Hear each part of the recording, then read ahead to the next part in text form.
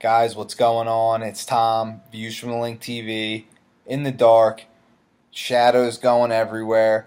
I'm just showing you how dedicated I am to this channel by doing this video at 3 a.m., 3:10 a.m.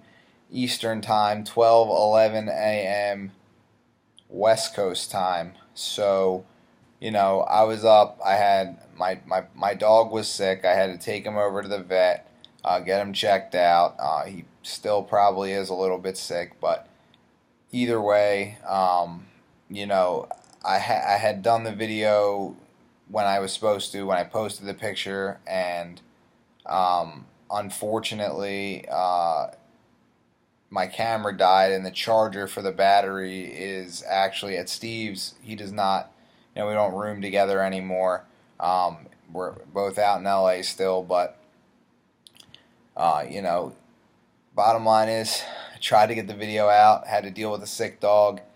Now I'm back at you with something a little different. At really late night, just got back from taking care of the dog and things like that, and decided, I still got a little gas left in the tank to shoot the video. So I wanted to get it out. I wanted to get it out tomorrow. So sorry, the lighting is very bad. It's just my iPhone, and I kind of liked how it looked, kind of mysterious there. So.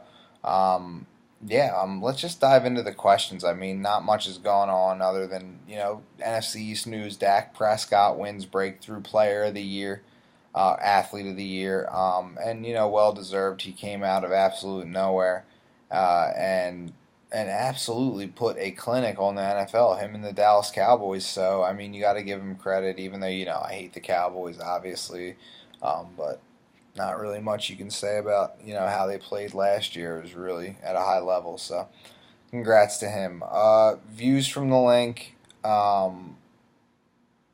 Instagram, follow it, and ask questions. This is Bird Buzz. This is for the first time viewers. This is a segment in which we take your questions from our fans on, not our fans but Eagles fans on Instagram, who follow the page we have, and we all we do is post the Eagles pictures, and yeah, and that's kind of it.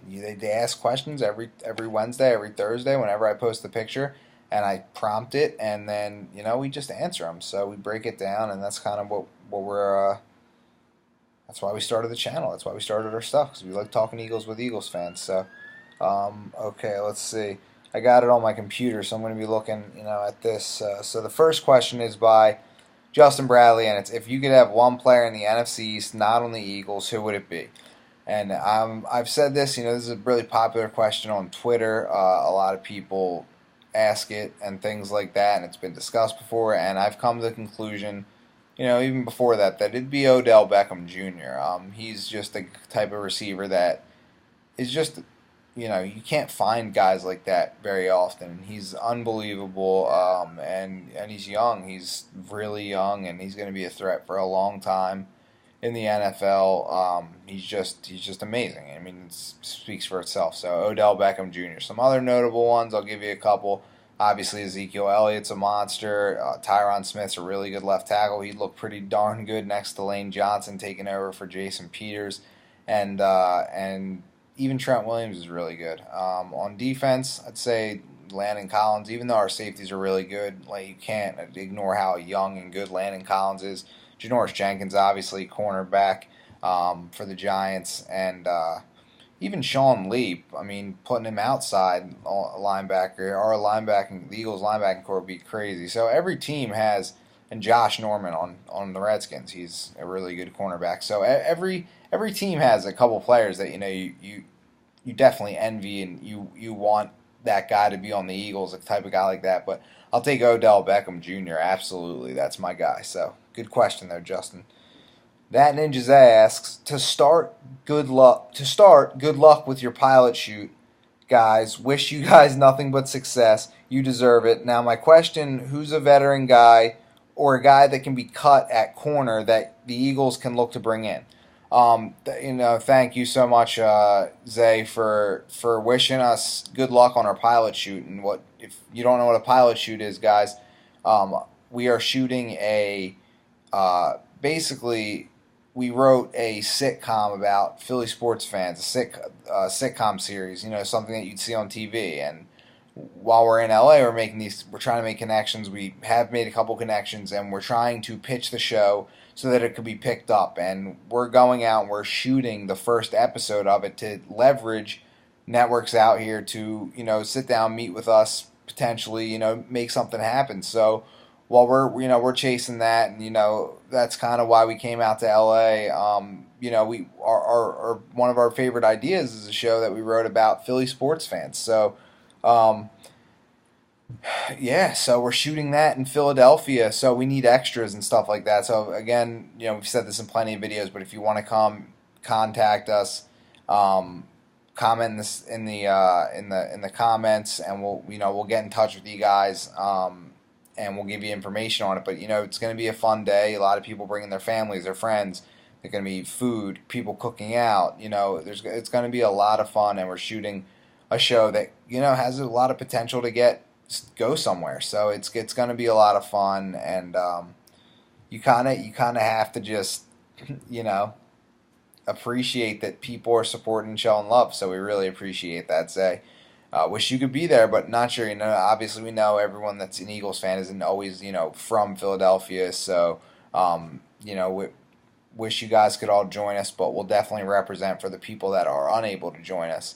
And we'll do good things. We'll do great things with it, and we'll all get together at some point for a real Eagles game when they're, winning the Super Bowl. So let's keep that positive energy going. But I like Zay's question because he asks a question about cornerbacks, and I think that's something that a lot of people are discussing right now is the depth at cornerback. We picked Sidney Jones, who doesn't help us right now. He's unable to play, and Rasul Douglas is a third round guy who can come in and make plays. Jalen Mills and Patrick Robinson, but those three guys are like the only three guys you have going into season. Then you have guys like Ron Brooks, Dwayne Gratz.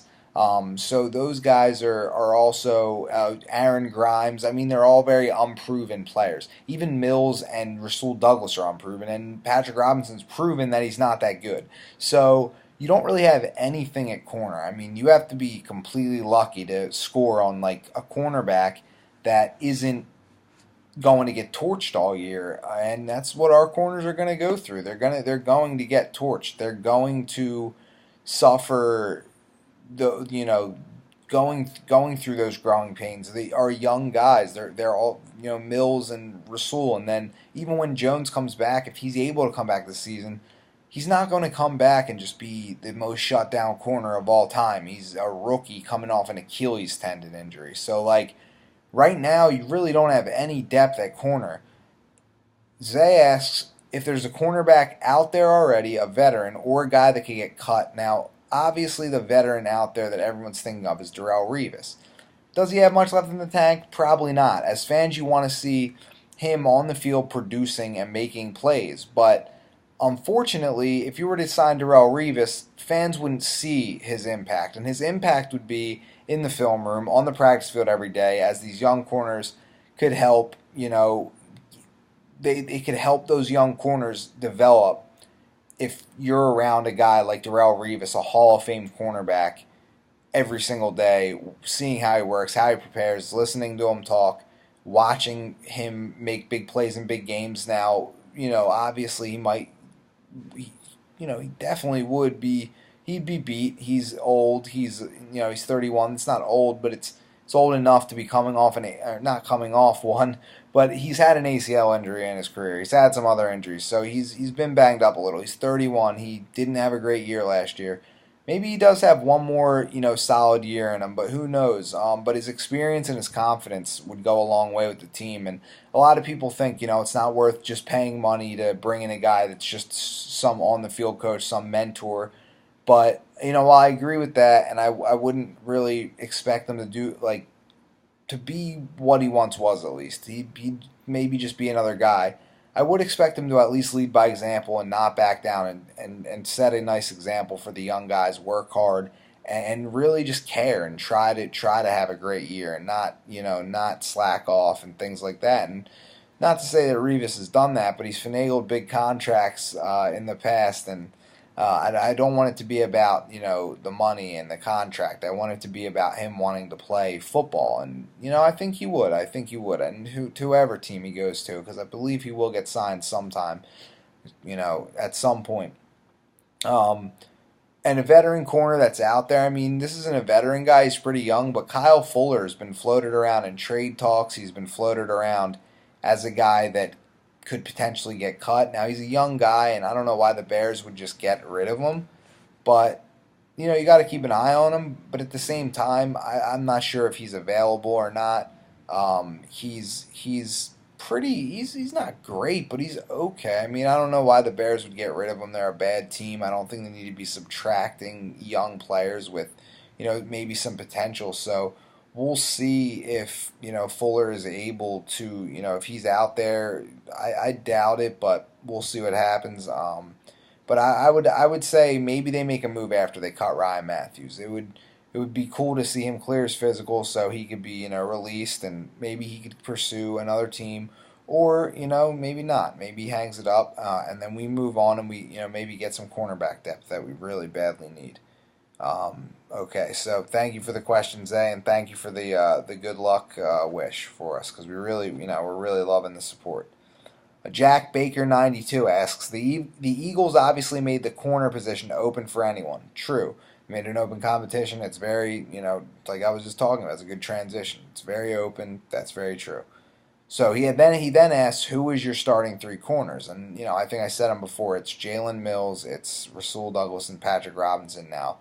You could see Aaron Grimes fight for playing time if he ends up being the guy that they go with rather than getting a veteran guy. And then I believe in him a lot. And then Dwayne Gratz is another guy. Sidney Jones, I don't think is going to be on the active roster. I think he's going to be on the PUP list to open the season, which keeps it open so they could keep five corners and 5 active corners, and then Sidney is the 6th one.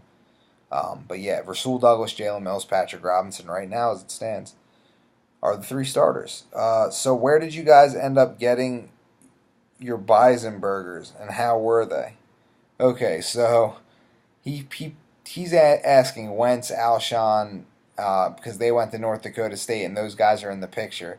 So he's asking, I don't know if he's kidding or not, but I'll definitely say that those Bison Burgers sound really good, and I would personally love one. So I do need to ask Wentz and Alshon where they got them. I definitely need to do that. I think Torrey Smith gave a location for a burger spot. I need to check that out, because I definitely want to take a trip out to North Dakota now to get one of them, because they sound so good.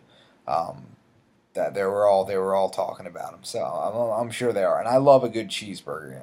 That's my thing. So it's one of my food things. A nice, good, like, home cooked type, dive bar, low key spot cheeseburger, homemade recipe. One of one type recipe. Love it. Okay, so JRush_00 asks, oh, well, that was the same guy. Yeah, it was the same guy, I'm sorry. That was the guy that asked the Bison Burger. So it's Miles asks, does Shelton Gibson make the team? I think he could. I think that there's really open competition at camp, and I think that the battle's far from over. So we're just going to have to monitor it and see who fights who out. But I think Gibson's going to get serious consideration. Obviously he was a 5th-round pick. They wanted him. They worked him out. He's got some speed. Let's see what he does. Let's see if this building chemistry with the squad in North Dakota really goes a long way in his confidence. And, I think it's good that these guys are getting to know each other. So let's see if he can come out, he can be a little more consistent during training camp, and he can make big plays. And we'll see what happens in the preseason games as well. You got to watch those. Okay, then SmithBoy93 asks, when would we play Sidney Jones? When should we play Sidney Jones? When we're having a good season this year or a bad season?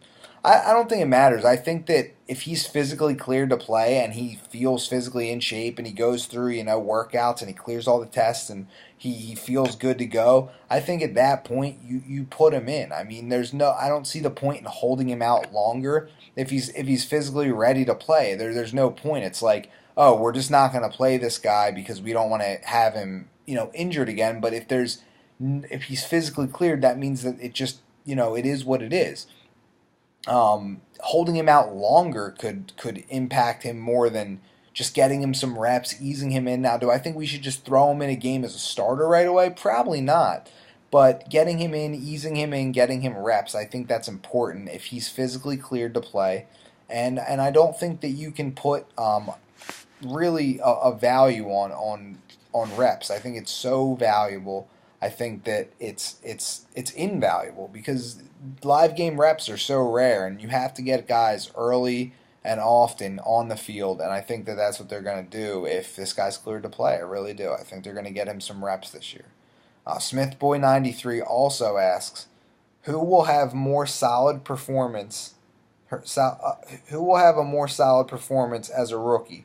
Barnett, Rasul Douglas, Donnell Pumphrey, or Mac Hollins? Gosh, that's such a good question.